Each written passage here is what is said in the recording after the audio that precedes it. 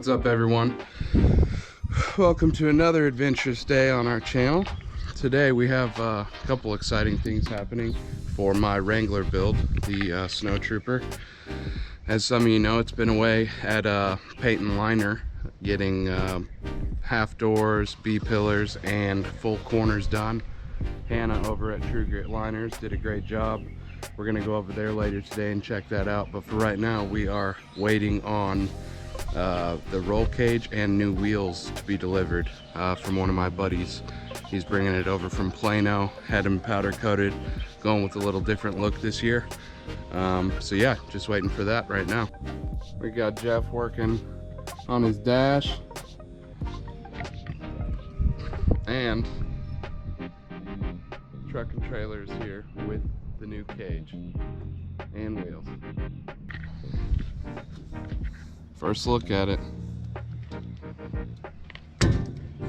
How was the drive, man? It was good, man. Hell yeah.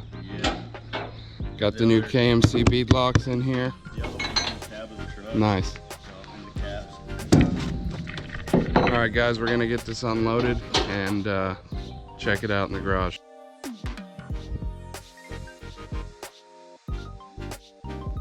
Me and Jeff are about to check out the wheels for the first time.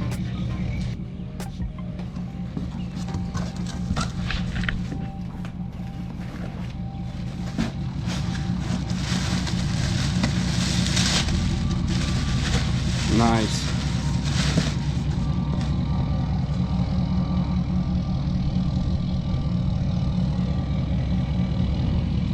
Matches the cage. Unit 14 powder coating out in Plano did a killer job on this. It probably the best powder coating this thing has ever had, and it's been powder coated 4 times. So here's one more look at these wheels. Pretty slick. What's up, guys? I am in the track hawk on the way to True Grit Liners right now to meet up with Hannah and tow truck guy who is going to be taking the Wrangler over to Kinneys exhaust because it currently does not have any exhaust and we don't want to burn up any wires or any brake lines or anything like that. So yeah, gonna be safe, have it towed over there. But yeah, just having some fun in the track hawk on the way to Hannah's.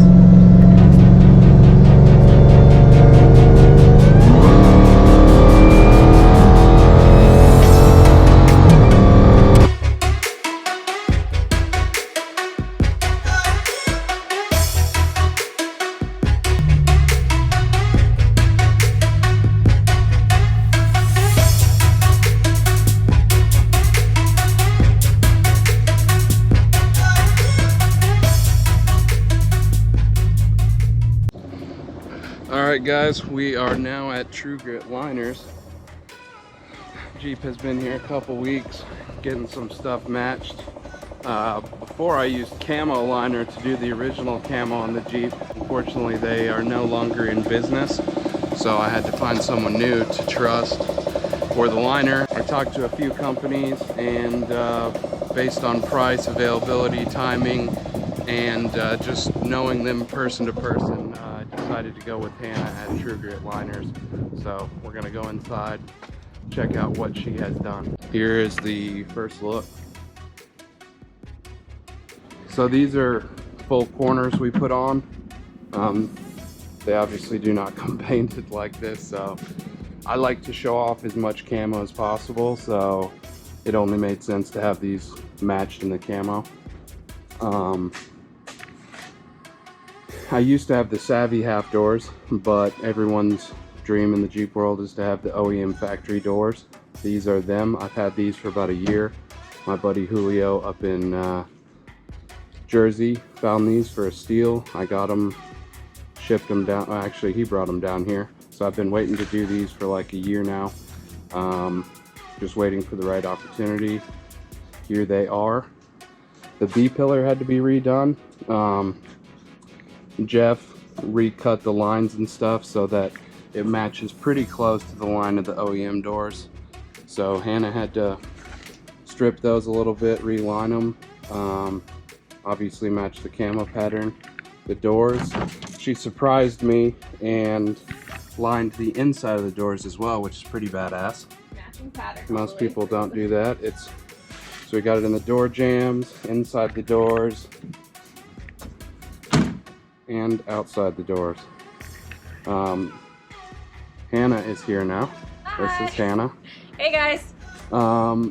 This has been a really fun project. I opened this shop about 4 years ago, and I think I've had my eyes set on this Jeep for all 4 of those years, or 3 years, You whatever have. it is. Yeah, this has been an amazing project, and spraying liner is very tough to do. Matching patterns is very tough to do, but experience is the best way to learn how to apply this stuff. So if y'all are ever interested in getting into this industry, put your time in, put your work in, your practice, learn your stuff, and then you're able to produce some awesome products. So we were able to kind of follow the same pattern that you had going with everything. Was a little bit challenging. I know you wanted to change up some patterns and whatnot. So basically got to freehand design all of this. I think I did it 3 times before I was 100% with it. So really love how we were able to kind of connect the patterns and blend products and whatnot with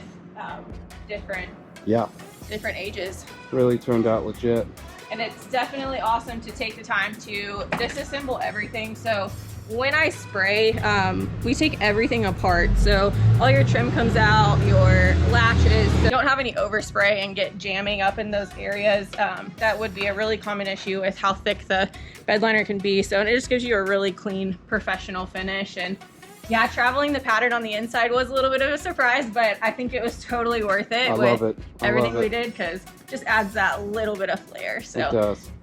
also did the back of the armors just to make sure we don't have any rusting. Full encapsulation is key when it comes to spraying to prevent any kind of moisture to getting to that surface. So yeah, got everything mounted back up, and can't wait to see the cage back in. Hell yeah. It's gonna be awesome. Yeah, I just got the cage at the house about an hour ago. Heck yeah. Before I got here, and the wheel. So And there's the tow truck. here's Advanced Auto here to pick up the Wrangler.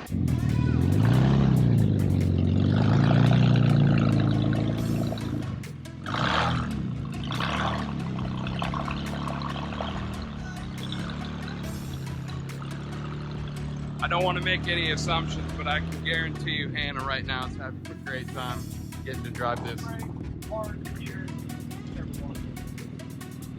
There's no e-brake. Advanced Auto Transport. We go basically anywhere in DFW, anywhere in Texas. We go to Houston, Austin, every once in a while, but do primarily specialized flatbed transport. Okay. Yeah, he's always doing the crazy exotics around the Metroplex. He's got it all figured out for low cars. Point A to point B. Specialized flatbed. We do low clearance, 1 inch, 2 inches off the ground. Badass. This stuff is no problem. This is a little easier day for you. Yeah. God, this thing looks sick right now.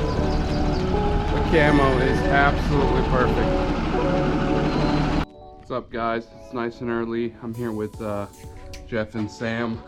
We are about to head over to Kinneys Exhaust and let him know exactly what we need for our crazy ass suspension we just did on the JKU. So we're gonna head over there, probably get some Chick-fil-A, some Starbucks for Sam. She has about 3 pounds of caramel in every one of her drinks, so we're gonna see if Texas can match that for her. Jeff wanted to give you all a cold start, so here it is.